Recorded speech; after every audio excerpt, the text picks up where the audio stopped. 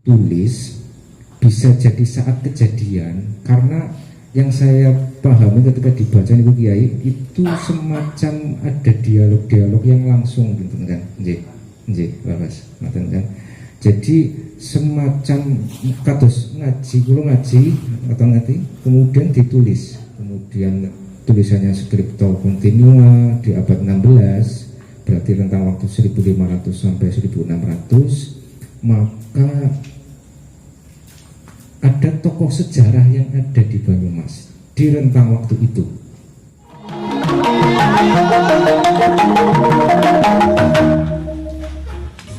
Sangat wektalipun ingkang sampun dipun paringaken teng kula sepindah ingkang kula hormati Kyai Sudirman, nggih, lajeng Bapak Kades Dawan, lajeng Ibu saking Arusda, sekaligus juga dari Forkompinjam Kecamatan Banyumas, ugi para kesepuhan ingkang wonten mriki lan para hadir ingkang sampun rawuh. Terima kasih juga kepada Mas Agung atas kesempatan yang diberikan. Kawula nuwun izin rada ndledeg sebenarnya niki saestu, karena memang leres ingkang dipun aturaken kali Kyai Sudirman bahwa isi kitabnya memang luar biasa, Ma'rifat Tauhid ngoten. Terus kula rada ngati-ati ngoten, rada ngati-ati karena takut ketika klentu maosipun ngoten. Tapi bahasa sekarang itu disclaimer lah ya, bahasa sekarang disclaimer.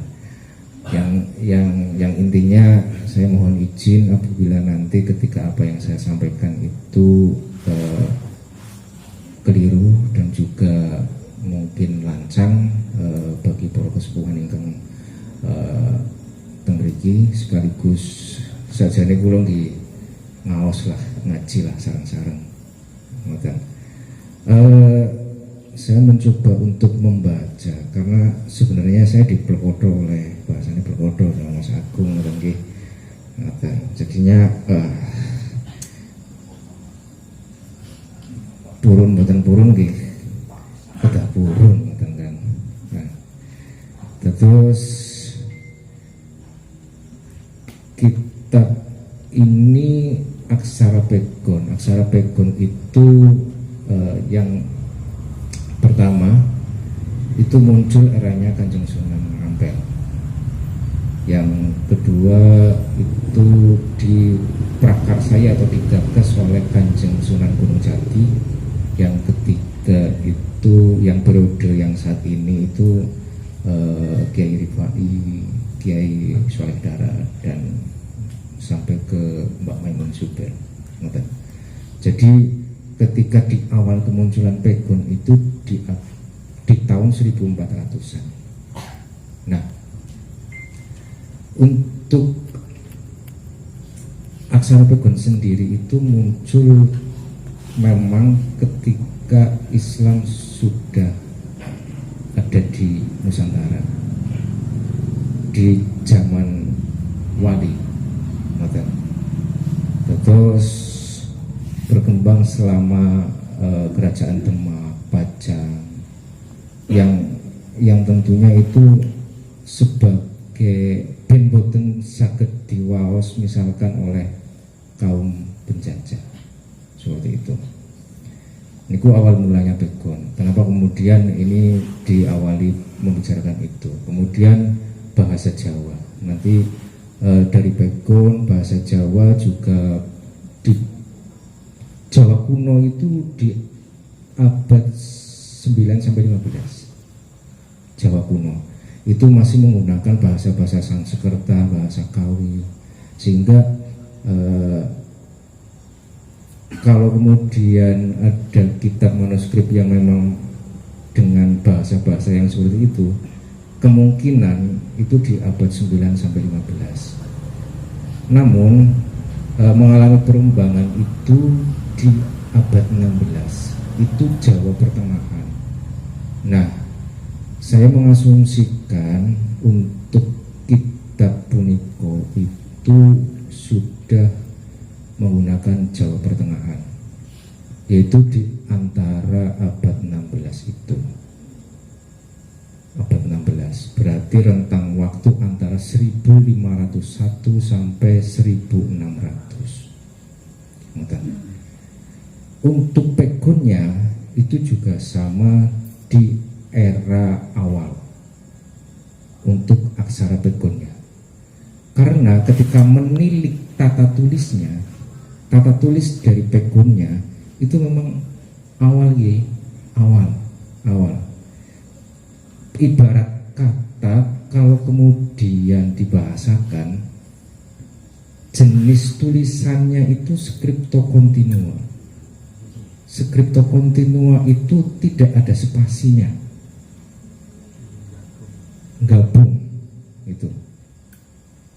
Nah, skripto kontinua itu pegon awal di abad 16. Kemudian jenis kan kalau kaligrafi kan nonton nikon kiai nonton naskih rifah ngoten. Nah, ini diasumsikan itu dengan khot naskih. Naskih itu ya asal nulis ngoten. Asal nulis seperti itu. Jadi secara gampangnya itu naskah ditulis dengan huruf Arab berbahasa Jawa dengan menggunakan jenis khot naskih dalam bentuk yang sangat sederhana seperti itu. Khot naskih merupakan salah satu jenis seni menulis dalam tradisi tulisan Arab yang tidak terlalu rumit dalam penulisannya, mudah untuk ditulis dan dipelajari. Pertama, pegonnya di awal, bahasa Jawanya di abad pertengahan, kemudian khotnya itu naskih. Tata tulisnya skripto kontinua, tidak ada spasi. Kemudian di abad 16. Nah, terkait kertas leres ingkang wau dipun ngendikaken kali Pak Kiai bahwa ini dengan kertas daluang, karena zaman riyin niku kalau kertas impor ke Indonesia itu di kisaran abad di tahun 1800-an itu impor. Jadi belum ada impor itu kertasnya masih daluang. Untuk kertas pakai daluang, kemudian konten isi kitabnya leres sangat wau sampun dipun babar tauhid, kemudian hakikat, kemudian ma'rifat. Dan ini saya mencoba memberikan kodeks ya, bahasanya itu kodeks. Kalau kemudian ini poin-poin ya boleh dikatakan kemudian poin dalam kitab. Kitab meniko terdiri dari beberapa bab yang diawali dengan basmalah, kemudian diakhiri dengan kata tamat. Kitab ditulis tangan dengan bahasa Jawa Pertengahan, cover depannya sudah tidak ada, sekaligus cover belakang Kiai. Beberapa teks tulisan tintanya pudar. Kalau tinta zaman dulu itu memang menggunakan areng dan jelaga seperti itu. Jadi tinta zaman dulu itu mekaten. Nah, karena bisa menulis dengan tebal dan juga bisa menulis dengan tipis. Beberapa teks udah hilang. Kemudian kolofon itu tetenger, titi mangsa.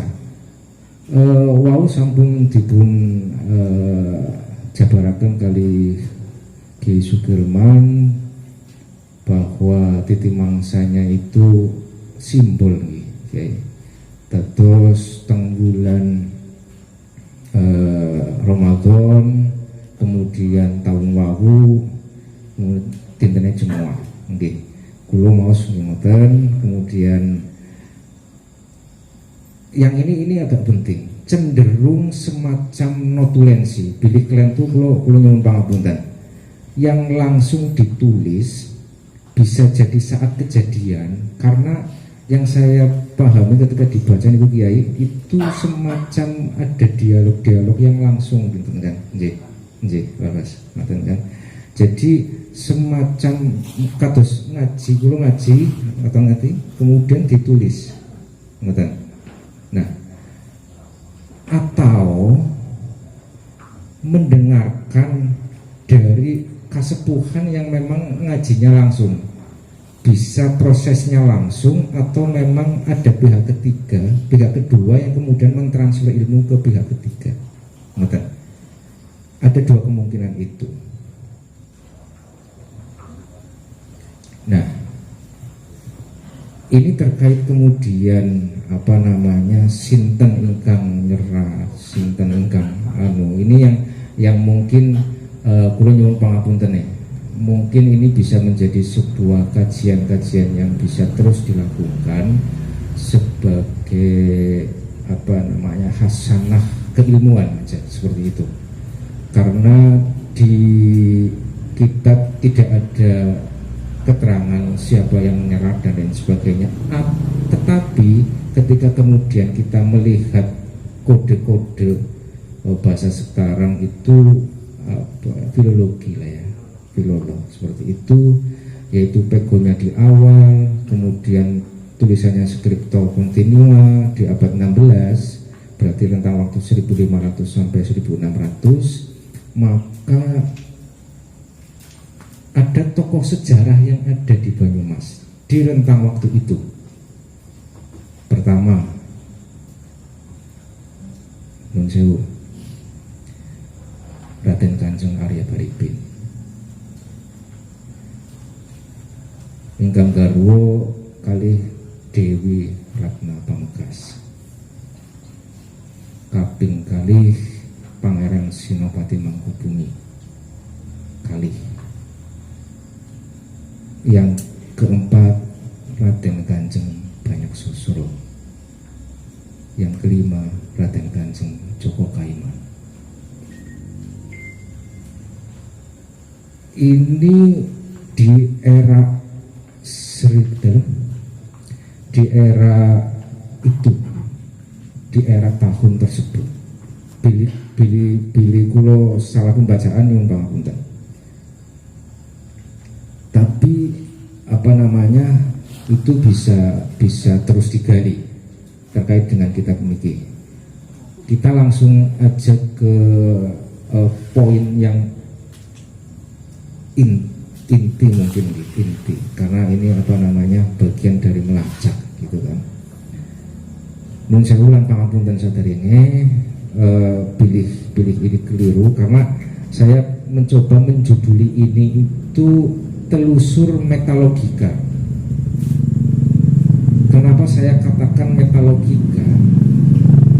Bisa jadi ini logis atau ini bahkan melampaui kelogisan. Itu. Jadi logis di dalam kelogisan. Kalau logis misalkan kita nggak bisa membantah bahwa hari ini kita di sini, saat ini dia di sini, karena itu logisan. Tapi kalau kemudian saya membicarakan bahwa kitab ini diserat atau ditulis langsung saking sepindah misalkan Raden Kanjeng Arya Baribin, itu kan sudah metalogika gitu loh. Bisa logis, bisa melampaui logis, bisa melampaui kelogisan. Karena ketika kemudian merujuk dari pegonya, dari tulisannya, dari Jawa Pertengahan, jadi memang tidak lepas dari tokoh-tokoh tersebut. Maka ada 3 kemungkinan. Pertama, diserap oleh Kanjeng Raden Arya Baribin. Ini karena Raden Kanjeng Arya Baribin atau Syekh Baribin itu Bidiklentu Munsewu putranipun Pangeran Harya Kencana, Syekh Panjalu. Syekh Panjalu itu Islam, Muslim. Kemudian yang kedua, kitab ini diserap langsung oleh Raden Kanjeng Joko Kaiman. Mungsu pilih kalian tuh pangapunten. Yang ketiga, kitab niki saking pasir luhur ingkang dipun bekto Raden Joko Kaiman, yang di situ ada para wali, salah satunya yang mungkin terkenal atau mungkin biasa didengar Syekh Madum Wali dan para pendereke. Karena di kitab ini seperti yang tadi dibicarakan oleh Kiai bahwa ada 8 wali. Jadi pertalian antara Demak, Pasir Luhur, Sunda dan Majapahit itu sangat erat. Nah, kenapa kemudian kitabnya ada di sini?